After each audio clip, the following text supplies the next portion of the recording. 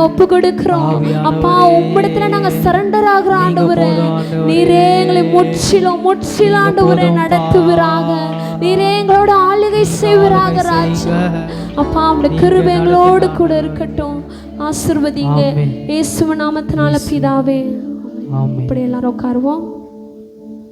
ஆண்டவருக்கு மகிமை உண்டாகட்டும். இந்த 2வது ஆராதனையில் வந்திருக்கிறவங்களை அத்தனை பேரையும் இயேசுவின் நாமத்திலே வாழ்த்தி வரவேற்கிறேன். கர்த்தர் உங்களை ஆசீர்வதிப்பாராக. அல்லேலூயா. முதல் ஆராதனையில் பரிசுத்த ஆவியானவரை குறித்து தியானித்தோம். இந்த 2வது ஆராதனையிலையும் பரிசுத்த ஆவியானவரை குறித்து நாம் தியானிக்க போகிறோம். முதல் ஆராதனையிலே தேவன் ஒரு கோணங்களிலே நடத்தினார். இப்பொழுதும் தலைப்பு ஒன்றுதான், ஆனால் சற்று வித்தியாசமாக நாம் பார்க்க போகிறோம். ஒரு தேவனுடைய பிள்ளைகளுக்குள்ள மிக முக்கியமாக இருக்க வேண்டியவர் பரிசுத்த ஆவியானவர். ஏனென்றால் இது பரிசுத்த ஆவியானவருடைய காலத்தில் நம்ம வாழ்ந்து கொண்டிருக்கிறோம். தேவன் ஆதியிலே வார்த்தையாய் வெளிப்பட்டார், ஒளியாக வெளிப்பட்டார். கிறிஸ்து இயேசுவாக இந்த பூமியில் பிறந்து வெளிப்பட்டார். மரித்து 3வது நாள் உயிரோடு எழும்பி ஸ்டாண்டர்டாக தொடர்ந்து பரிசுத்த ஆவியானவருடைய கண்ட்ரோலில் ஒப்பு கொடுத்துட்டு இன்னைக்கு நமக்காக ஒரு ஸ்தலத்தை இயேசு ஆயத்தம் பண்ணி கொண்டிருக்கிறார். திரும்பவும் தேவன் இந்த பூமிக்கு வர வரைக்கும் பரிசுத்த ஆவியானவருடைய ஆளுகை இந்த பூமியிலே இருந்து கொண்டிருக்கிறது. அல்லேலூயா. அப்போது இந்த பரிசுத்த ஆவியானவர் ஏதோ இயேசு கிறிஸ்து மரித்து 3வது நாள் உயிரோடு எழுந்திருக்கும் பொழுது உங்களுக்கு ஒரு தேற்றரவாளனை அனுப்புகிறேன்னு சொன்னார். அப்போ ஆவியானவருடைய செயல்பாடுகள் மட்டும் இல்லை, ஆதியிலேயே ஆவியானவருடைய செயல்கள் இருந்து கொண்டிருக்கிறது. அப்பத்திலிருந்து இப்போ வரைக்கும் திரியேக தேவன் கிரியைகள் நடப்பித்து கொண்டு தான் இந்த பூமியில் இருக்கிறார். விசுவாசிக்கிறீங்களா? இன்றைக்கும் ஆவியானவரோடு நாம் அதிகமாக செயல்பட வேண்டும். ஒரு கிறிஸ்தவ வாழ்க்கை அது மிக கிறிஸ்துவோடு இணைந்திருக்க வேண்டுமானால் நீங்கள் தன்னிச்சையாக ஒன்றும் என்ன செய்ய முடியாது. அது ஜெபமாக இருக்கட்டும், சபை கூடுகிறதா இருக்கட்டும், கடவுள் மேல் வைக்கிற விசுவாசமாக இருக்கட்டும், எந்த ஒரு காரியமாக இருந்தாலும் பரிசுத்த ஆவியானவர் இருந்தால் மட்டும்தான் நீங்களும் நானும் செயல்படவே முடியும். அல்லேலூயா. ஆவியானவர் இல்லாமல் நம்மளால் தேவனுக்கு பிரியமாக ஒரு நாளும் என்ன செய்ய முடியாது, வாழ முடியாது. ஏனென்றால் அந்த ஆவியானவர் தான் நம்மளை தேவ பிள்ளைகளாக வாழ வைக்க முடியும். இல்லாமல் ஒரு நாளும் என்ன செய்ய முடியாது, வாழ வைக்க முடியாது, வாழவும் முடியாது. ஏன்னா இந்த உலகம் பிசாசின் கைகளில் இருக்கிறது. இந்த உலகத்துக்கு அதிபதி யாருன்னா பிசாசு. இயேசுவே அதை நிறைய முறை சொல்கிறத நம்ம பார்த்துருக்கிறோம். இதோ இந்த உலகத்தின் அதிபதி வருகிறான், அவன் என்னிடத்தில் அவனுக்கென்று ஒன்றுமில்லை. அப்படின்னா இந்த உலகத்தின் அதிபதி அவன்தான். இயேசு கிறிஸ்து உபவாசம் எடுத்துட்டு வரும் பொழுது அவன்தான் இயேசுவை போய் சோதிக்கும்படியாக உயர்ந்த மலையில் கொண்டு போய், நீ என்னை பணிந்து கொள், இந்த உலகத்தை நான் என்ன செய்கிறேன் உனக்கு தருகிறேன்னு சொன்னான். அப்போ உலகம் தருகிறேன்னு சொன்னால் அப்போ அது அவங்கையில் தான் இருக்குது. அப்போ இந்த உலகத்தில் நாம் இந்த உலகத்தை ஜெயிக்க வேண்டும் என்று சொன்னால் பரிசுத்த ஆவியானவர் நம்மோடு கூட என்ன செய்யணும், இருக்கணும். பரிசுத்த ஆவியானவர் நம்மோடு கூட இருக்கணும். நாம் பரிசுத்த ஆவியானவரோட இணைந்திருக்கணும். ஆவியானவரோடு ஒவ்வொரு நாளும் நம்ம என்ன செய்ய ஆரம்பிக்கணும்னா பேச ஆரம்பிக்கணும். ஏதோ திருச்சபைக்கு வந்து இந்த 1 மணி நேரத்தில் ஆராதனை நிரம்பி அந்நிய பாஷையை பேசி ஆவியில் நிரம்புறது விஷயம் அல்ல. ஒவ்வொரு நாளும் நாம் தேவனோட ஆவியானவரோடு இணைந்து அந்நிய பாஷைகளை பேசி ஆவிக்குள்ளாக ஜெபிக்க வேண்டியது அனுதினமும் நம்மளுடைய வாழ்க்கையில் செயல்பாடாக காணப்பட வேண்டும். அப்பதான் இந்த உலகத்துல நாம் என்ன செய்ய முடியும்? ஜெயம் எடுக்க முடியும். இல்லைன்னா ஒரு நாள் என்ன செய்ய முடியாது? ஆமாம், அந்நிய பாஷையில் ஒவ்வொரு நாளும் நாம் என்ன செய்யணும்? பேசணும். நம்மளுடைய வீடுகளில் கூடுமான அளவுக்கு ஆவியானவரோட நிரம்பி, நீங்கள் ஆவியானவரோட கூட டீஃபாக நெருங்க ஆரம்பிச்சிட்டிங்கனால ஆட்டோமேட்டிக்காகவே உங்களுடைய வாய்கள் என்ன செய்யும்? ஆவியானவரோட பேச ஆரம்பிச்சிடும். பாத்திரம் தேய்ச்சிங்கனாலோ, துணி துவைச்சிங்கனாலோ, சமைச்சிங்கனாலோ, வீட்டை கூட்டினாலும், துணி மடித்தாலும், என்ன செய்தாலும் நாம் வேலை ஒன்று செஞ்சுக்கிட்டு ஆவியானவரோடு ட்ராவல் பண்ணிக்கிட்டு அவரோட பேசிக்கிட்டு இருக்க முடியும். நம்ம இருதயத்தில் அது ஒரு பெரிய மகிழ்ச்சியாக இருக்கும். அனுபவிக்கிறவங்க அதை உணர முடியும்.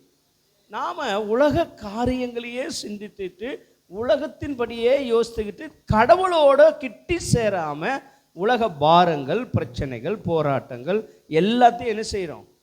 எல்லாம் வரும். ஆனால் ஆவியானவர் அதை நம்மளிலிருந்து தடுத்து விலக்கி நம்மளை டைவர்ட் பண்ணி அவரோடு அந்த மகிழ்ச்சியில் நம்மளை வாழ வைக்கிறவர் தான் ஆவியானவர். அல்லேலூயா, அல்லேலூயா. இந்த ஆவியானவரை மிக அற்புதமாக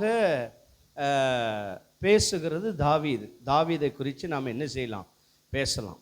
ஏனென்றால் தாவீதுடைய வாழ்க்கையில் ஒரு தவறு பண்ண உடனே ஆண்டவர் முதல் அவனிலிருந்து விலக்கி போடுகிறது என்னன்னா பரிசுத்த ஆவியை. சங்கீத புத்தகம் 51ஆம் சங்கீதத்தில் 11வது வசனத்தை நீங்கள் வாசிச்சீங்கன்னா, உமது சமூகத்தை விட்டு என்னை தள்ளாமலும் உமது பரிசுத்த ஆவியை என்னிடத்தில் இருந்து எடுத்துக்கொள்ளாமலும் இரும். கரங்களை தட்டி ஆண்டவரை மகிமைப்படுத்துங்க. ஒரு மனிதன் தவறு பண்ணும் பொழுது, தேவனுக்கு பிரியமில்லாத வாழும் பொழுது, உலக காரியங்கள் நம்மளுடைய சிந்தைகளில் வரும் பொழுது, முதலாவது நம்மில் இருந்து நம்ம விலகி போகிறது என்ன அப்படின்னா பரிசுத்த ஆவியானவர். இதை குறித்து நன்றாய் தெரிந்து வைத்திருக்கிறான். ஏன் அப்படின்னா, அவன் தன்னுடைய வாழ்க்கையில எந்த விதையை நல்லதையும் கெட்டதையும் அனுபவிக்காம, எந்த விதத்திலையும் ஒரு நன்மைகளை பார்க்காம, குடும்ப நல்லதுகளில் பங்கு பெறாம ஒரு தனி மரமாய் வாழ்ந்தவன் தான் இந்த தாவீது.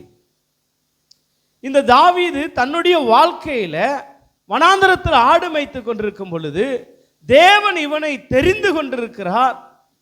யாரும் தன் குடும்பத்தில் தகப்பனோ சகோதரனோ இவனை நேசிக்கவில்லை. கவனிக்கிறீங்களா? இவனை என்ன செய்யல? நேசிக்கல. ஆண்டவர் தான் இவனை ஆள் அனுப்பி இவனை அழைத்துட்டு வர சொல்லி அவனை என்ன பண்ணினாங்க? அபிஷேகம் பண்ணினாங்க. 1 சாமுவேல் புஸ்தகம் 16ஆம் அதிகாரத்தை நீங்க எடுத்து வாசிச்சீங்கன்னா 13வது வசனத்தையும் 14வது வசனத்தையும் வாசிக்கும் பொழுது வாசிங்க. அப்பொழுது சாமுவேல் தைல கொம்பை எடுத்து அவனை அவன் சகோதரர்களின் நடுவிலே அபிஷேகம் பண்ணினான். கவனிங்க, அந்நாள் முதல் கொண்டு கர்த்தருடைய ஆவியானவர் தாவீதின் மேல் வந்து இறங்கினார். கரங்களை தட்டி. ஏன்? இவன் பாவம் செஞ்ச உடனே கர்த்தர் இவனை கோபித்துக் கொண்டிருக்கும் பொழுது இவன் கதறுகிறது என்ன அப்படின்னா, பரிசுத்த ஆவியே என்னிலிருந்து என்ன செய்யாதிருங்கள், என்னிலிருந்து என்ன செய்யாதிருங்கள். ஏன் அதை கேட்கிறான் அப்படின்னா, என்னை யாருமே மதிக்கல, நான் எல்லாராலையும் புறக்கணிக்கப்பட்டேன், நான் ஒதுக்கப்பட்டேன். ஆனால் என்னை அபிஷேகம் பண்ணி, என்னை ஆளை அனுப்பி வர வச்சு என்னை அபிஷேகம் பண்ணி, என்னை அபிஷேகம் பண்ணது மாத்திரம் இல்லாமல் அந்நாள் முதல் கொண்டு பரிசுத்த ஆவியானவர் என்மேல் வந்து இறங்கினதை நான் என்ன செய்கிறேன்? பயம் வந்துருச்சு தாவீதுக்கு. அதான் பாவம் செஞ்ச உடனே சொல்றான், உங்க பரிசுத்த ஆவிய என்னிலிருந்து என்ன செய்யாதிருங்க. தேவ பிள்ளைகளை, அந்த ஆவியானவர் எவ்வளவாய் மேன்மையானவர்னு தாவீது நன்று அறிந்தவன். அல்லேலூயா. தாவீது நன்று அறிந்தவன். அதற்கு முன்பாக அதே பரிசுத்த ஆவியானவர் சவுலுக்குள்ளே இருந்தார். யாருக்குள்ளே இருந்தார்? 1 சாமுவேல் புஸ்தகம் 11ஆம் அதிகாரத்தை எடுத்துக்கொள்ளுங்க. 6ஆம் வசனத்தை வாசிங்க. சவுல் இந்த செய்திகளை கேட்ட உடனே தேவனுடைய ஆவி அவன் மேல் இறங்கினதினால் என்ன வந்துருச்சு? யாருக்கு? சவுலுக்கு கோபம் வந்துருச்சு. நியாயமான கோபம். தேவனுடைய பிள்ளைகளை பகைக்கிறார்கள், நிந்திக்கிறார்கள், இஸ்ரவேல் ஜனங்களுக்கு விரோதமாக எழும்புகிறார்கள். முதல் வசனத்திலிருந்து நீங்கள் 5ஆம் வசனம் வரைக்கும் வாசிச்சீங்கன்னா அது உங்களுக்கு விளங்கும். தேவ பிள்ளைகளே, இவனுக்குள்ளே பரிசுத்த ஆவியானவர் இறங்கினதுனாலே இவன் கோபம் உண்டு மாடை 2 துண்டாக வெட்டி தேவனுடைய பிள்ளையை பகைக்கிறவங்களை இப்படிதான் வெட்டி போடுவேன் என்று வைராக்கியம் கொண்டான். அல்லேலூயா. அப்போ பரிசுத்த ஆவியானவர் அவனுக்குள்ள என்ன செஞ்சாரு? இருந்தார். ஆனா அதே சவுல் தேவனுடைய ஆவி அவனை விட்டு விலகி போனவனே அவன் ஒரு நிர்தனிக்கப்பட்ட மனிதனாக மாறி போனான். குறி சொல்ற பொம்பளையை தேடி போனான். அலோ, தன் பட்டயத்தை அவனே பூமியில சொருவி தற்கொலை பண்ணி செத்து போனான். யார் இல்லாததுனால? அந்த பயம் தாவீதுக்குள்ளே இருந்தது. ஆவியானவர் நம்மளை விட்டு விலகி போயிட்டார்னா, நான் தனிமரமாய் வனாந்தரத்தில் இருந்தேனே, யாரும் எனக்கு சப்போர்ட் இல்லாமல் நான் வனாந்தரத்தில் இருந்தேனே, ஐயோ என்னை யாரும் மதிக்கவில்லையே, ஐயோ என்னை கர்த்தர் தானே ஆள் அனுப்பி வர வைத்தார், ஐயோ கர்த்தர் தானே என்னை அபிஷேகம் பண்ணினார், அந்நாள் முதல் கொண்டு ஆவியானவரின் மேல் இருந்தாரே, நான் பாவம் பண்ணிட்டேனே, ஆண்டவரே உம்முடைய ஆவியை என்னிலிருந்து. அவன் வாழ்ந்த காலம் பழைய ஏற்பாடு காலம். ஆனால் இன்னைக்கு முழு கண்ட்ரோலும் பரிசுத்த ஆவியானவரோடு இருக்கு. நீங்களும் நானும் ஆவியானவருக்குள்ளே எப்படி வாழ்கிறோம் என்பதை சிந்தித்து பாருங்கள். அந்த ஆவியானவரோடு வாழ்கிறேன்னா, அந்த ஆவியானவர் என் வாழ்க்கையை நடத்துகிறாரா, அந்த ஆவியானவரோடு நான் பேசிக்கிட்டு இருக்கிறேன்னா, அந்த ஆவியானவர் என்னை ஒவ்வொரு நாளும் என்ன செய்ய வேண்டும் என்று வழி நடத்துகிறாரா என்பதை தேவ பிள்ளைகள் என்ன செய்யணும்? ஆராய்ந்து பார்க்கணும். சவுல் சாதாரணமாக இல்லைங்க. சவுலுக்குள்ள பரிசுத்த ஆவி இருந்ததுனால தீர்க்க தரிசனமே உரைத்தான் அவன். வாசித்து பாருங்க. 1 சாமுவேல் புஸ்தகம் 10ஆம் அதிகாரத்தில் 10ஆம் வசனத்தை வாசிங்க. அவர்கள் அந்த மலைக்கு வந்து இதோ தீர்க்கதரிசிகளின் கூட்டம் அவனுக்கு எதிராக வந்தது. அப்பொழுது தேவனுடைய ஆவி அவன் மேல் இறங்கினதினால் அவனும் அவர்களுக்குள்ளே தீர்க்க தரிசனம் சொன்னான். கரங்களை தட்டி. யார் இறங்கினதுனால? இப்படி வாழ்ந்தவன், இப்படிதான் ஜீவித்தான். அவனுடைய ஜீவியமும் ஆவியானவருக்குள்ளதா இருந்தது. ஆவியானவர் உள்ள வந்தா தேவனுக்கு விரோதமாக எழும்புகிற மனிதர்களை பகைத்தான், வெட்டி போட்டான். இஸ்ரவேல் ஜனங்களுக்கு விரோதமாய் நிந்தித்தவர்களை அடித்து போட்டான், தீர்க்க தரிசனம் சொன்னான். ஆனால் ஆவியானவர் அவனை விட்டு விலகி போயிட்ட உடனே அவனுடைய வாழ்க்கை பரிதாபமான நிலைமையாக இருந்தது. அதை தாவீது ஒரு நாளும் இழக்கவில்லை. உங்களுக்கும் சொல்கிறேன், ஆவியானவர் உங்களை விட்டு போகிற நிலைமை ஒன்று வருதுன்னா மிக ஜாக்கிரதையோடு இருந்து தேவனிடத்தில் உங்கள் குற்றங்களை அறிக்கை செய்து ஆவியானவர் உங்களை விட்டு விலகி போகாதபடிக்கு காத்து கொள்ளுங்க. உலகத்தில் வாழ்கிறோம். சம்டைம் நமக்குள்ள அந்த ப்ராப்ளம் ஏற்படும். சில நேரங்களில் நமக்கு அந்த பிரச்சனைகள் வரும். ஆனால் ஆவியானவர் எனக்குள்ளே இருக்கிறாரா என்று ஒவ்வொரு நாளும் உங்களை நீங்கள் என்ன செய்யப்பட வேண்டும்? அதற்கு தான் தேவனோட உறவாட வேண்டும். அதுக்கு தான் அந்நிய பாஷைகளை தேவனோட பேச வேண்டும். உங்கள் அறை வீட்டு கதவை பூட்டி கொண்டு ஒவ்வொரு நாளும் நீங்கள் என்ன செஞ்சுக்கிட்டு இருக்கணும்? அந்நிய பாஷைகளை பேசிக்கிட்டு ஆவியானவரோடு இருக்கிறோமா. சவுலை காட்டிலும் தாவீது பெரிய பாவி. ஆனால் ஏன் ஆவியானவர் அவனுக்கு மீண்டும் கிரியை செய்தார்? அவனுடைய ஜெபம் பரிசுத்த ஆவியை என்னிலிருந்து என்ன செய்யாத இருங்க, எடுத்து போடாத இருங்க ஆண்டவரே. இன்னைக்கு நீங்களும் நானும் முதல் ஒன்று புரிஞ்சிக்கணும், ஆவியானவரோட வாழ. வயசானவங்கெல்லாம் உங்களுக்கெல்லாம் நிறைய டைம் இருக்குது, நிறைய நேரம் இருக்குது. நீ ஒன்றும் கத்த தேவையில்ல, ஒன்றும் பண்ண தேவையில்ல. ஒரு இடத்துல போய் உக்காஞ்சிக்கிட்டு அந்நிய பாஷைகளை பேசிக்கிட்டே ஜெபம் பண்ணலாம், தேசத்துக்காக ஜெபம் பண்ணலாம். ஒன்று தெரியுமா, ஒரு பொருள் தேவைன்னு நீங்கள் அந்நிய பாஷையில் பண்ணிங்கன்னா பிசாசால தடை செய்ய வாய்ப்பு கிடையாது.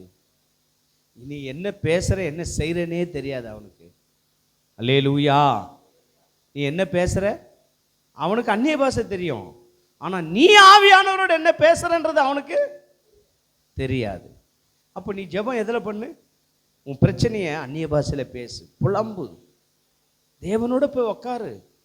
தேவைகள் என்ன எல்லா வட்டத்திலையும் ஆவியானவரோட அந்நிய பாஷைகளை பேசு. உன் ப்ராப்ளம் பிரச்சனை ஆவியானவரோட அந்நிய பாஷைகளை பேசு. அவர் உடைத்து எறிவார். உன் பிரச்சனைகளை துக்குள் நூறாய் உடைத்து எறிவார். சாம்பலை போல எரித்து அந்த தீக்கரையாய் மாற்றி போடுவார். உன் பிரச்சனை இருக்கிற வடுவு கூட தெரியாம கர்த்தர் உன் வாழ்க்கையில் அற்புதங்களை செய்வார். அவரால் கூடாதது ஒன்றுமில்லை. ஆவிக்குள்ளாக ஆவிக்குள்ளாக ஆவியில் நிரம்பி ஜெபம் பண்ணி பாருங்க. அப்படி ஆவியில் நிரம்பி நீங்கள் ஜெபம் பண்ணும்போது கர்த்தர் உங்களுக்கு விடுதலையை தருவார். காலையில் நான் ஒரு 7 காரியத்தில் 5 காரியம் சொன்னேன். ஆவியானவர் இருந்தால் என்ன ஆசீர்வாதம். ஆனால் இன்றைக்கி ஆவியானவர் இருந்தால் என்ன ஆசீர்வாதம் இல்லை, ஆவியானவரை நாம் எப்படி பெற்றுக்கொள்ள வேண்டும், ஆவிக்குள்ளே நாம் எப்படி வாழ வேண்டும். உங்கள் ஜெபம் கூட திருப்பி சொல்கிறேன், நீங்கள் ஜெபம் பண்ணால் கூட ஆவியில் நிரம்பி ஜெபம் பண்ணாதான் உங்கள் ஜெபங்கள் தேவனுடைய கிருபையினால் கேட்கப்படும். இது யாருக்கு? ஆவிக்குரிய பிள்ளைகளுக்கு. ஒரு அந்நியன் ஜெபம் பண்ணுறான், தேவனை அறியாத ஒரு புதிய மனிதன் வந்து ஜெபம் பண்ணுறான், எப்படி ஒன்றாலும் ஜெபம் பண்ண போகலாம், ஜெபம் கேட்கப்படும். திரும்பி சொல்கிறேன், அவங்க ஜெபிக்கணும்னு கூட அவசியம் இல்லை, இயேசுவை நோக்கி பார்த்தா கூட போதும். ஆனால் தேவ பிள்ளைகளாய் மாறிட்ட நமக்கு தேவனோட ஆவியில் நிரம்பி அடுத்த கட்டம் செயல்பட்டால் மட்டும்தான் கர்த்தர் கிரியை செய்வோம். யூதா புஸ்தகம் 20வது வசனத்தில் போட்டிருக்கு, நீங்களோ பிரியமானவர்களே உங்கள் மகா பரிசுத்தமான விசுவாசத்தின் மேல் உங்களை உறுதிப்படுத்தி கொண்டு பரிசுத்த ஆவிக்குள் என்ன செய்யுங்க. அல்லேலூயா. போதும் போதும். பரிசுத்த ஆவிக்குள்ள என்ன செய்யணும்?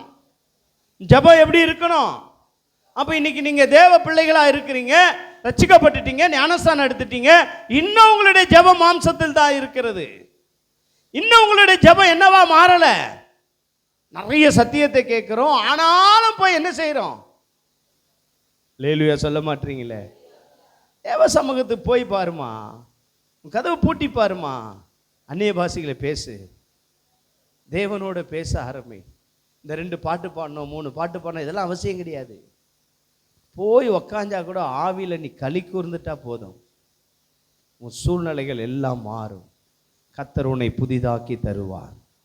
விசுவாசிக்கிறீங்களா? உன் வாழ்க்கையில் எல்லா பிரச்சனைகளும் உடைப்பார். அது எவ்வளோ பெரிய இரும்பு மாதிரி ஸ்ட்ராங்காக இருந்தால் கூட கர்த்தருடைய வார்த்தை உள்ளே போய் அந்த கண்மலையை நொறுக்கிற சமுட்டியாக கர்த்தருடைய வார்த்தை மாறி போய் கிரியைகளை செய்ய ஆரம்பிக்கும். ஒரே ஒரு விஷயம், ஆவிக்குள்ள என்ன செய்யணும்? ஆமாம், இன்றைக்கி நீங்கள் அதை செய்ய ஆரம்பித்து பாருங்கள், கர்த்தருடைய மகிமை எப்படின்றதை நீங்கள் என்ன செய்வீங்க. நீ யார்கிட்டையும் போய் எனக்காக ஜெபம் பண்ணு, எனக்காக இதை செய்யுங்க, எனக்கு இந்த ப்ராப்ளம் இருக்குது, அந்த ப்ராப்ளம் இருக்குது, நானும் எவ்வளோ, அதெல்லாம் ஒன்றுமேல் சிம்பிள் சிம்பிள் சிம்பிள். தேவனுடைய ஆவிக்குள்ளே போய் ஜெபம் பண்ண ஆரம்பி. அந்நிய பாஷையை பேசு, அந்நிய பாஷை பேசு, அழு. நான் காலையில் சொன்னேன், ஒரு குழந்தை செத்து போயிடுச்சுன்னா ஒரு தாய்க்காரி எப்படி புலம்புவாளோ அந்த மாதிரி புலம்பு.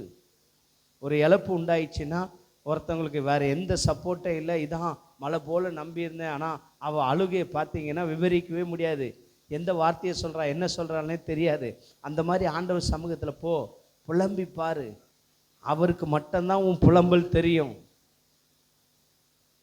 அல்லேலூயா. இந்த ஒப்பாரிக்கும் நீங்கள் பார்த்தீங்கன்னா அதுக்கு ராகம் கிடையாது, தாளம் கிடையாது, ஒன்றும் கிடையாது, யாருக்குமே விளங்காது. அதே மாதிரி தான் உன் அந்நிய பாஷை. தாயோட பிள்ளை உறவாடுகிறதை போல தேவ சமூகத்தில் ஆவியில் களி கூர்ந்துட்டு அப்படியே போய் புலம்பிப்பார், அழுதுப்பார், அந்த வார்த்தைகளை பேசிப்பார். நீ இது தேவை அது தேவைன்னு ஜெபிக்க தேவையில்லை. கர்த்தர் உன் இருதயத்தை பார்க்கிறவர், எல்லாத்தையும் வாய்க்க பண்ணுவார். அல்லேலூயா, அல்லேலூயா. இன்னைக்கு அப்படியாப்பட்ட ஜெபங்கள்லாம் குறைஞ்சி போச்சு, ஸ்டைலாக மாறி போச்சு. கேட்டால் டெக்னாலஜி, கேட்டால் என்னது ஸ்டைலாக மாறி போச்சு. தேவ பிள்ளைகளே, உலகம் என்ன மாறினாலும் கர்த்தர் மாறாதவர். அன்னைக்கு எப்படி ஆவியானவருடைய கிரியையோ இன்னைக்கு அந்த ஆவியானவருடைய கிரியை. அந்நிய பாஷைகளை பேசி என்ன செய்யுங்க, ஜெபிக்க ஆரம்பிங்க. அப்போஸ்தலர் புத்தகம் 1 அதிகாரம் 16வது வசனத்தை வாசிங்க. தேவன் யார்? பேசுகிறவர். வாசிங்க. சகோதரரே, சகோதரரே, இயேசுவை பிடித்தவர்களுக்கு வழிகாட்டின யூதாசை குறித்து பரிசுத்த ஆவி தாவீதின் வாக்கினால் முன் சொன்ன வேத வாக்கியம் நிறைவேற வேண்டியதா இருந்தது. கரங்களை தட்டி. தாவீதின் வாழ்ந்த காலங்கள் எப்போ? ஏன் அவன் சொன்னான் பரிசுத்த ஆவிய என்னிலிருந்து என்ன செய்யாது இருங்க, எடுத்து போடாதீங்கன்னு சொன்னான்? ஏன் அப்படின்னா அவன் அன்னைக்கு சொன்ன தீர்க்க தரிசன வார்த்தை ஆவியில நிரம்பி இயேசுவை காட்டி கொடுப்பாங்கன்றத என்னைக்கு சொன்னான்? அன்னைக்கு சொன்னான். அவன் ஆவியை எடுத்திருந்தா அவன் ஆவியில நிரம்பி தீர்க்க தரிசனங்கள் என்ன செய்திருக்க முடியாது. அந்த ஒரே காரணத்துக்கு தான் என்ன வேணாலும் தண்டிங்கப்பா, நீங்கள் நொறுக்கினீங்க, என் எலும்பை நொறுக்கினீங்கப்பா, என் எலும்பை என்ன செஞ்சீங்க, நொறுக்கினீங்கப்பா, என்ன செஞ்சீங்க, உங்கள் சமூகத்தை விட்டு கூட தள்ளினீங்கப்பா, ஆனால் உங்கள் ஆவி என்ன செய்யாதீங்க, எடுத்து போட்டுடாதீங்கப்பா. நான் அந்த ஆவியில தான் சொன்னான். சகோதரரே, இயேசுவை பிடித்தவர்கள் வழிகாட்டின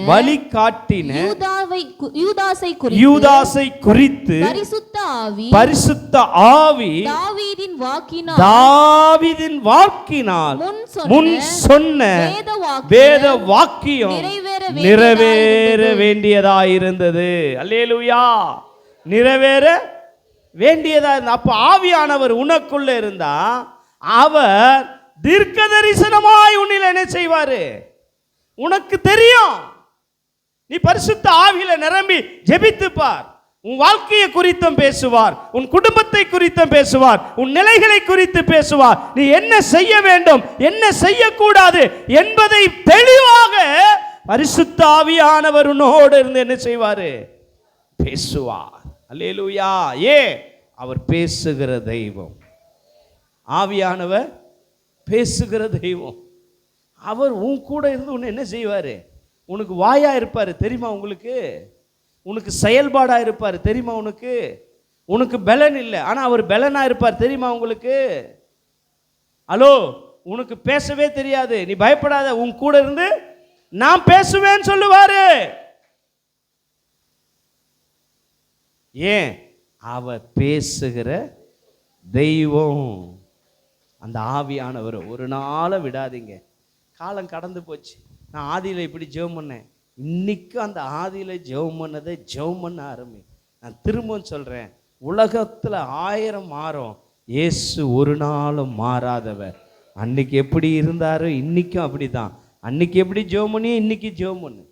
அதனால் சபையை பார்த்து சொல்கிறார், ஆதியில் இருந்த அன்பை விட்டாய், உன் பேரில் எனக்கு ஒரு அதை சரி பண்ணு. ஆவியானவர் எந்த நாளு கொண்டு என்ன செஞ்சிடாத. உலகம் உன்னை நல்லா சொல்ற பாருங்க, உலகம் உன்னை கைவிட்டுரும், உலகம் உன்னை மறந்து போயிடும். உலகம் என்ன செய்ய? உன்னை புறக்கணிக்கும். நன்மையை பெற்றுக்கொண்டு நீ என்ன எனக்கு செஞ்சேன்னு பேசும்.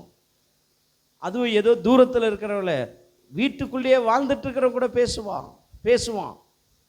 ஆனால் இயேசு பரிசுத்த ஆவியானவர் அப்படி இல்லை. உனக்கு ஒன்றுனா உனக்காக பரிந்து பேசுகிறவர்.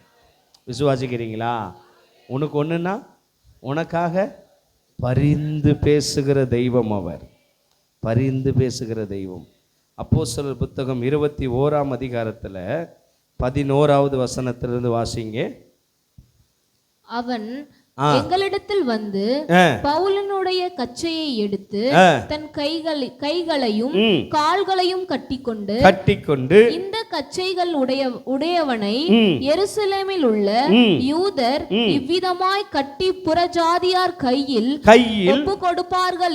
ஒப்பு கொடுப்பார்கள் என்று பரிசுத்த ஆவியானவர் சொல்லுகிறார் என்றான். அல்லேலூயா. பாருங்க, அந்த ஆவியானவர் இருக்கிறதுனால பவுலுக்கு என்ன நேரிட போகிறது, பவுலை எப்படி கட்டி போட்டு என்ன செய்ய போறாங்க என்று பரிசுத்த ஆவியானவரால் அவங்களுக்கு என்ன செய்யறாராம்? ஒப்பு கொடுக்க போறாங்க. பரிசுத்த ஆவியானவரால் என்ன செய்யறாங்களாம்? வெளிப்படுத்துறாங்க. அப்படின்னா உனக்குள்ளே பரிசுத்த ஆவியானவர் இருந்தா உனக்கு நடக்கிற சம்பவத்தை உன்னோட தெளிவாய் பேசுவார். பரிசுத்த ஆவியானவர் உன்னோட இருந்தா உனக்கு வருகிற பிரச்சனையா இருக்கட்டும், நன்மையா இருக்கட்டும், உனக்கு தேவன் வெளிப்படுத்துவார். நான் சொல்றது எத்தனை பேருக்கு புரியுது?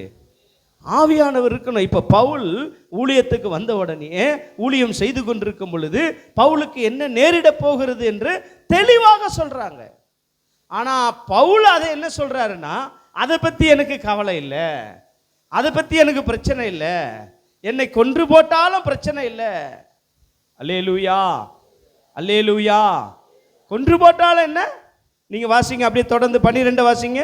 இவைகளை நாங்கள் கேட்டபொழுது எருசலேமுக்கு போக வேண்டாம் என்று நாங்களும் அவ்விடத்தாரும் அவனை வேண்டிக் கொண்டு அவனை என்ன செஞ்சாங்க?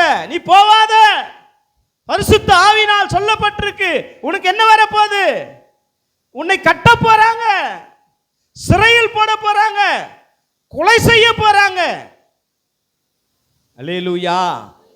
அவங்க என்ன பண்றாங்களாம்? பவுலுக்கிட்ட வேண்டுறாங்களாம், போவாதடான்னு. பவுல் சொல்றாரு பாருங்க. அதற்கு பவுல் நீங்கள் அழுது என் இருதயத்தை ஏன் உடைத்து போக பண்ணுகிறீர்கள்? எருசலேமில் நான் கர்த்தராகிய இயேசுவின் நாமத்திற்காக கட்டப்படுவதற்கு மாத்திரமல்ல மரிப்பதற்கும் ஆயத்தமாய் இருக்கிறேன் என்று யார் சொல்ல முடியும்? ஆவிக்குள்ளாத இருக்க சொல்லுவான். நமக்கு அப்படி சொல்ல முடியுமா இன்னைக்கு? ஆனா பவுல் ஆவியானவரால் எச்சரிக்கப்பட்டோம். நான் வெறும் கட்டப்படுறதுக்கு, சிறையில போடப்படுறதுக்கு மட்டும் இல்லை, கொலை செய்வதற்கே நான் என்னவா இருக்கிறேன். ஹல்லேலூயா, ஹல்லேலூயா, ஹல்லேலூயா. இன்னைக்கு ஆவியானவர் உங்களுக்குள்ள இருந்தா உங்களுக்கு வரும் தீங்கை உங்களோடு பேச ஆரம்பிப்பார். எத்தனை பேர் விசுவாசிக்கிறீங்க?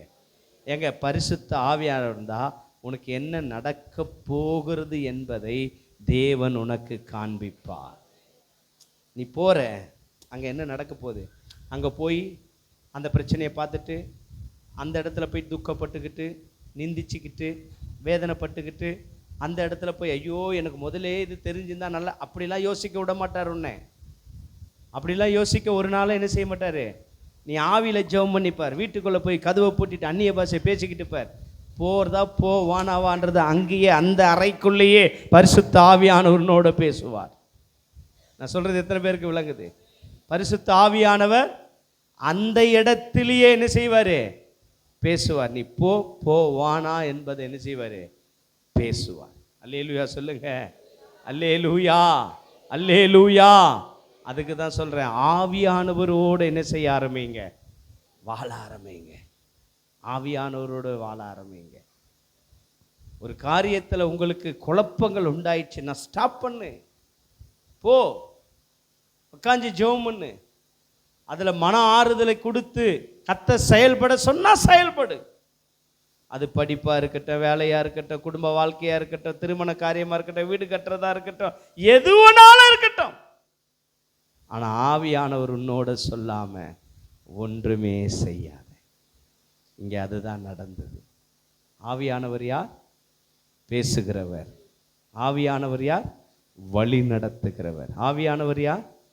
நமக்கெல்லாம் என்ன பேர்? ஆவிக்குரியவர்கள். அப்படி தானே சொல்கிறாங்க. எந்த சர்ச்சுக்குடா போகிற?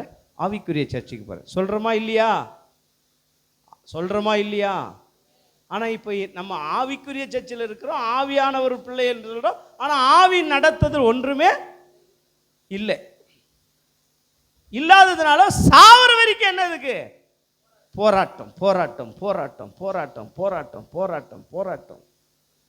அதுவும் இந்த போராட்டம் சொல்கிறவங்களெல்லாம் போய் பாருங்கள். இவனோட போராட்டம், இவனோட போராட்டம், இவனோட போராட்டம். நீ ஏன் அவனோட போராடுறதுக்கு முன்னாடியே போக வேண்டியதானே? அவரோட போராடு. அவரோட போராடிட்டு இருந்தால் என்ன செஞ்சிருப்பாரு? உன் ஜாடிக்கேத்த மூடி இது இல்லைன்னு சொல்லியிருப்பாரு. சொல்லுவாரா சொல்ல மாட்டாரா? தெளிவாக சொல்லுவார். ஷாக்காலா ராதாரியா. இன்னைக்கு ஆவியானவரை நம்ம விட்டுறோம். இங்கே பாருங்க, அப்போஸ்தலர் புத்தகம் 13ஆம் அதிகாரம் 2ஆம் வசனத்தை வாசிங்க. அவர்கள் கர்த்தருக்கு ஆராதனை செய்து உபவாசித்து கொண்டிருக்கிற போது பர்னபாவையும் சவுலையும் நான் அழைத்த ஊழியத்திற்காக அவர்களை பிரித்து விடுங்கள் என்று பரிசுத்த ஆவியானவர் திருவுளம் பற்றினார். அல்லேலூயா. இதுலயும் குழப்பம். இதுலேயும் நிறைய பேருக்கு என்ன குழப்பம்? ஊழியத்துக்கு வரவங்களாம் அதுவும் வருஷக்கணக்கில் வர போராடிட்டு இருப்பாங்க. வருஷக்கணக்கில் போராடிட்டு இருப்பாங்க. போகலாமா வானாவா, செய்யலாமா செய்யக்கூடாதா,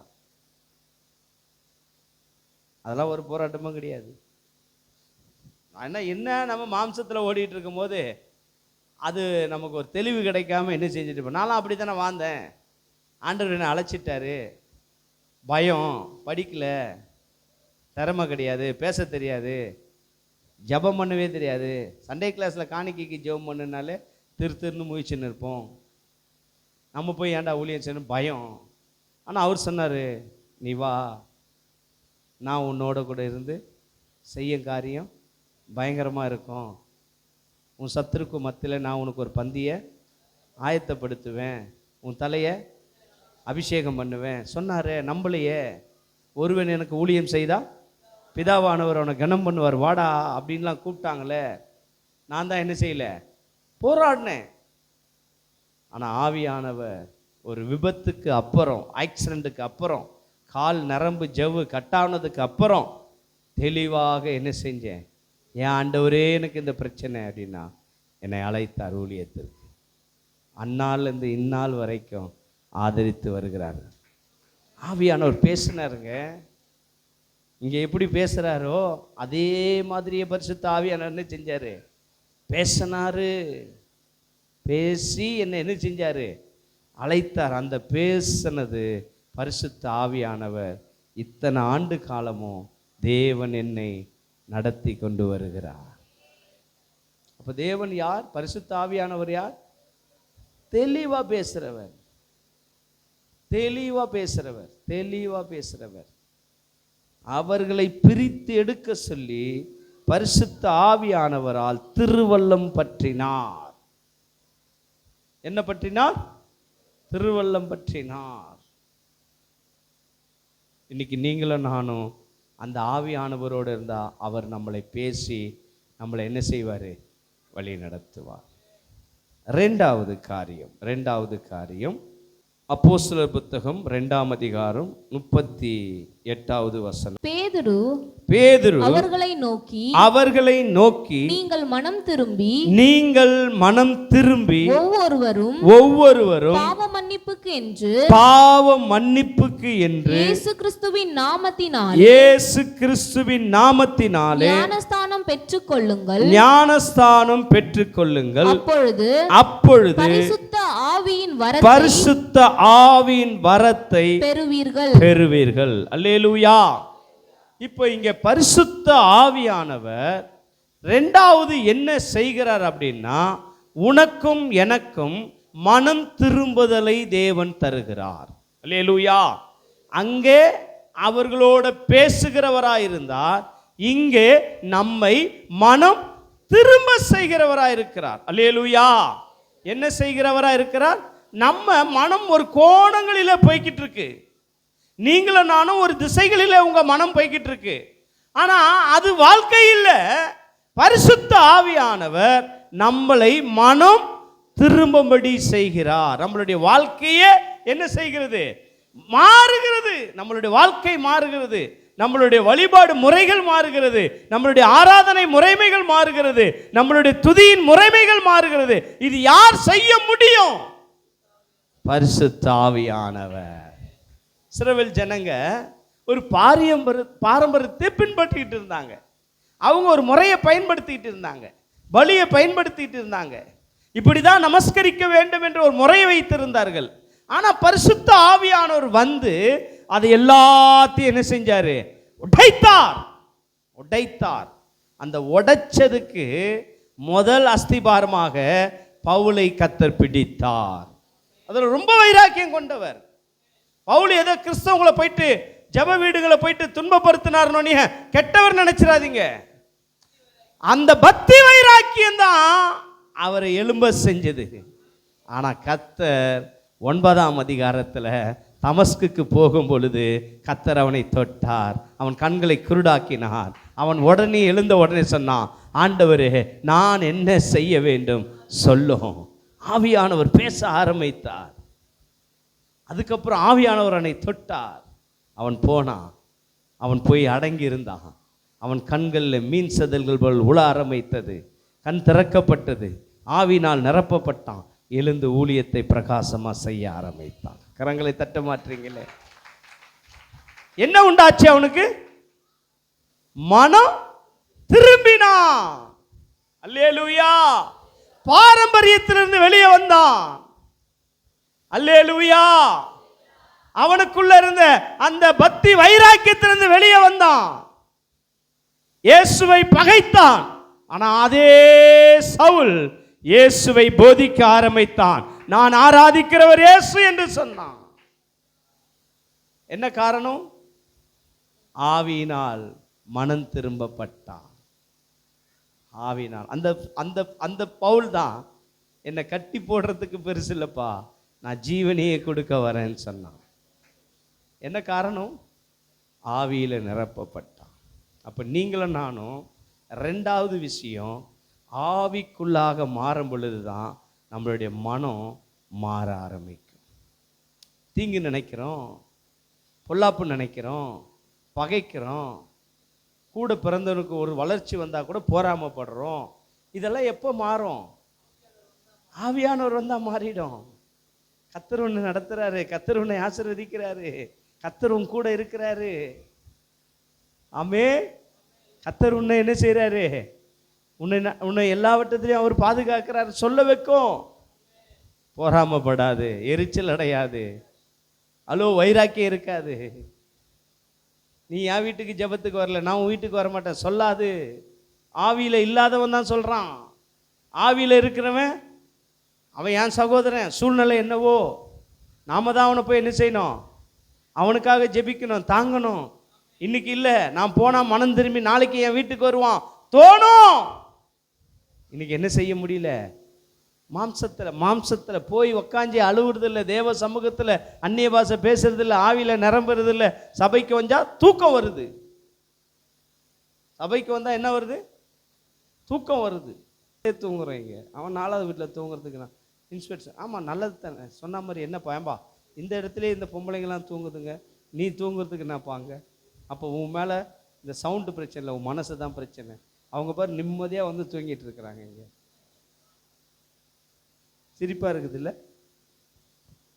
அவன் அங்கே தூங்கலைன்னா எரிச்சல் உண்டாகுது. நீ இங்கே தூங்கிட்டு பிசாசை கூழ்படுத்தி வச்சுனுக்கிற. பிசாசை அங்கே தூங்க விடாமல் எரிச்சல் ஆக்குறான். பிசாசு இங்கே தூங்க விட்டு வேடிக்கை பார்க்குறான். ரெண்டுமே யார் செய்கிற வேலை? பிசாசு தான் செய்யுது. தூங்குறவங்க இல்லை. நம்ம ஆவியில் இல்லைன்னா தூக்கம் வரும், ஆவியில் இல்லைன்னா குழப்பம் வரும், ஆவியில் இல்லைன்னா சந்தேகம் வரும், ஆவியில் இல்லைன்னா கலகம் வரும், ஆவியில் இல்லைன்னா என்ன வரும்? எரிச்சல் வரும். தயவு செய்து உனக்கு பேர் ஆவிக்குரியவர்கள். ஆவியில் வளருங்க. ஆவியில் வளர்ந்தினா உனக்குள்ள எந்த போராட்டமும் வராது. அவரோடு வாழ்ந்து பாரு, கர்த்தர் உன்னை என்ன செய்வார்? அங்கே என்ன போட்டிருக்கு? மனம் திரும்புவீர்கள், மனம் திரும்ப செய்வார். ரெண்டாவது அந்த வசனம் சொல்லுகிறது, திரும்ப வாசிப்பா. அப்பொழுது பரிசுத்த ஆவியின் வரத்தை பெறுவீர்கள். அல்லேலூயா. அப்போ ஆவியானவர் வந்துட்டா, ஒன்று நீங்கள் பாவ மன்னிப்பை பெற்று ஞானஸ்தானம் பெற்று மனம் திரும்புவீர்கள். ரெண்டாவது ஆவியினாலே வரங்களை பெற்றுக்கொள்ளுவீர்கள். கரங்களை தட்டி கர்த்தரை மேம்படுத்துங்க. என்ன தருவாரா? ஆவியின் ரெட்டிப்பான வரங்களை பெற்றுக்கொள்ளுவீர்கள். நமக்குள்ள இப்ப என்ன இல்லை? ஒரு நாளும் ஆவியானவர் கிரியை இல்லை. ஆவியானவர் கிரியை இல்லை. அன்னைக்கு பவுலுக்குள்ள வந்ததுனால வெளியரங்கமாக அவனுக்கு நடக்க போகிற எல்லா சம்பவத்தையும் பேசினார். இன்னைக்கு ஏன் நமக்குள்ள இல்லை? ஆவியானவர் இல்லையே. ஆவியானவர் இருந்தா அவர் என்ன செய்வாரு? வரங்களினாலே உன்னை அலங்கரிப்பாரு. நீங்க என்ன செய்வ? வரங்களினால என்ன செய்வ? வசனம் வாசிச்சோமே, என்ன சொன்னாரு? வரங்களை பெறுவீர்கள். அப்பொழுது பரிசுத்த ஆவியின் வரங்களை பெறுவீர்கள். இன்னைக்கு ஒவ்வொரு ஆவிக்குரிய பிள்ளைகளும் ஆவிக்குரிய வரங்களை என்ன செஞ்சிருக்கணும்? பெற்றிருக்கணும். இயேசுவின் நாமத்தினாலே வியாதி சுகமாகணும். இயேசுவின் நாமத்தினால பேய் ஓடி போனோம். இயேசுவின் நாமத்தினால மந்திர கட்ட சூனிய கட்ட உடைந்து போனோம். இது யார் கொடுக்கிறது? நீ நானும். ஆள் வாட்டம் சாட்டமா இருந்தா ஏதோ நடக்கும், அதெல்லாம் ஒன்றும் கிடையாது. நோஞ்சானா இருந்தா கூட ஆவியானவர் உள்ள இருந்தா கர்த்தர் கிரியைகளை செய்வார். ஆவியானவர் உள்ள இருந்தா உன்னாலையும் எல்லாவற்றையும் செய்ய வல்லமை உண்டு. செய்யறதுக்கு நீயும் நானும் காரணம் இல்லை. நமக்குள்ளே இருக்கிற பரிசுத்த ஆவியானவர். அப்ப என்ன செய்வாரு? ஆவியானவர் உள்ள வந்துட்டா ரெட்டிப்பான வரம். போ, பயப்படாத, ஏசப்பா உன் கூட இருக்கிறாரு. சின்ன பிள்ளைங்க கூட அதுக்கு தகுந்த மாதிரி அந்த பிள்ளைங்களை என்கரேஜ் பண்ணி பேசும் பொழுது அந்த காரியம் நடக்கும். எங்கள் வீட்டில் ஒரே சண்டை, எங்கள் அப்பா அம்மாவுக்கு. அந்த சின்ன பிள்ளையா இருந்தாலும் சொல்லணும், ஆவியில் சொல்லணும், ஏசப்பாண்ட சொல்லிட்டு போ. ஏசப்பா உன் குடும்பத்தை என்ன செய்வார்? சமாதானப்படுத்துவார்னா அந்த பிள்ளை ஜெபம் பண்ணிட்டு போனால் அந்த வீடு எப்படி இருக்கணும்? சமாதானமாக இருக்கணும். அல்லேலூயா. அந்த வீடு எப்படி இருக்கணுங்க? சமாதானமாக இருக்கணும். இன்னைக்கு நீங்களும் நானும் அந்த ஆவிக்குள்ளாக பேச ஆரம்பிக்கணும். அந்த ஆவி நடத்துதல் இருக்கணும். அந்த ஆவி நடத்துதல் இருந்தா கர்த்தர் உன்னை கொண்டும் கிரியைகளை செய்ய ஆரம்பிப்பார். அல்லேலூயா சொல்லுங்க. அல்லேலூயா. இங்கே நிறைய வசனம் இருக்கு, சொல்ல முடியாது. காலையில் இந்த 4வது காரியத்தில் மட்டும் பேசுனேன். இப்போ ஃபஸ்ட்டு என்ன பார்த்தோம்? 1:16 பேசுகிற ஆவியானவர். 2வது நம்மை மனம் திரும்ப செய்கிற ஆவியானவர். வரங்களினாலும் அலங்கரிக்கிற ஆவியானவர். ஆவியானவரை பெற்றுக்கொண்டால் நமக்கு கிடைக்கும் நன்மை. சுருக்கமாக 10 நிமிஷத்தில் நான் இந்த ஒரு 7 காரியத்தை சொல்லிட்டு முடிச்சிடுறேன். ஏதோ டிஸ்டர்ப் ஆயிடுச்சு எனக்கு. ரோமர் புஸ்தகம் 5:5 மேலும் நமக்கு அருளப்பட்ட பரிசுத்த ஆவியினால் தேவ அன்பு நம்முடைய இருதயங்களில் ஊற்றப்பட்டிருக்கிறபடியால் அந்த நம்பிக்கை வெட்கப்படுத்தாது. அப்ப ஃபர்ஸ்ட் என்ன அப்படின்னா, தேவனுடைய அன்பு நம்மளுடைய இருதயத்தில் ஊற்றப்பட வேண்டும்.